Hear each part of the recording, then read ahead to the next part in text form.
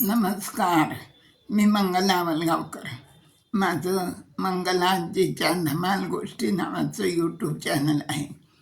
त्याच्यावर मी लहान मुलांना गोष्टी सांगते आणि मोठ्या माणसांसाठी सुद्धा काही प्रसंग, काही अनुभव, काही लेख असं काही काही सांगत असते.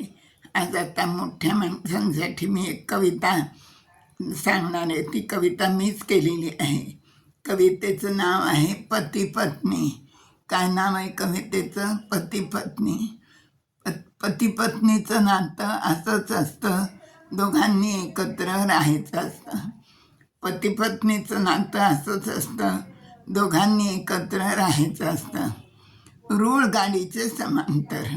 रूळ गाडीचे समांतर, कायम त्यात ठराविक अंतर. कायम त्यात ठराविक अंतर.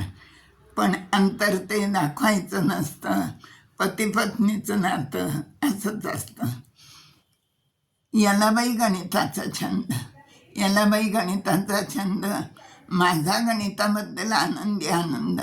माझ्या गणिताबद्दल आनंदी आनंद. तरी पण कधी कुरकुरायचं नसतं. पती पत्नीचं नातं असंच असतं. मला साहित्याची आवड, बरं का, मला साहित्याची आवड. तर याला मराठीसुद्धा अवघड. तरी पण आनंदानं जगायचं असतं. पती पत्नीचं नातं असंच असतं. याचा बाई भलताच आबोल स्वभाव. याचा बाई भलताच आबोल स्वभाव. मला आवडतो बोलका भाव. मला आवडतो बोलका भाव. असं कधीच म्हणायचं नसतं. पती पत्नीचं नातं असंच असतं. रुसणं आणि हसणं चालूच असतं. रुसणं आणि हसणं चालूच असतं. कधी कडाक्याचं भांडणच होतं. कधी कडाक्याचं भांडण होतं. तरी पण भरभरून प्रेमच करायचं असतं. पती पत्नीचं नातं असंच असतं. संपूर्ण विरोधी देव घालतो जोडी. संपूर्ण विरोधी देव घालतो जोडी. म्हणून असते का जीवनात अवीट गोडी. म्हणून असते का जीवनात आणि अवीट गोडी. उत्तर याचं शोधायचं असतं. पती पत्नीचं नातं असंच असतं. कालचक्र थांबत नसतं. कालचक्र थांबत नसतं. जीवन खळाळून वाहत असतं.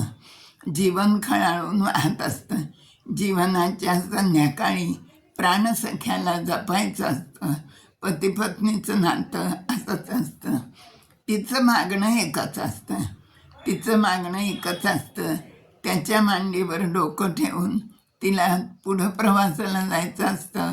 पती पत्नीचं नातं असंच असतं. पती पत्नीचं नातं असंच असतं. धन्यवाद. बहुतेक जोड्या विरोधीच असतात नवरा बायकोच्या, आणि त्याच्यावरून ही सुचलेली कविता मी स्वतः केलेली आजही तुमच्याशी शेअर केली. धन्यवाद.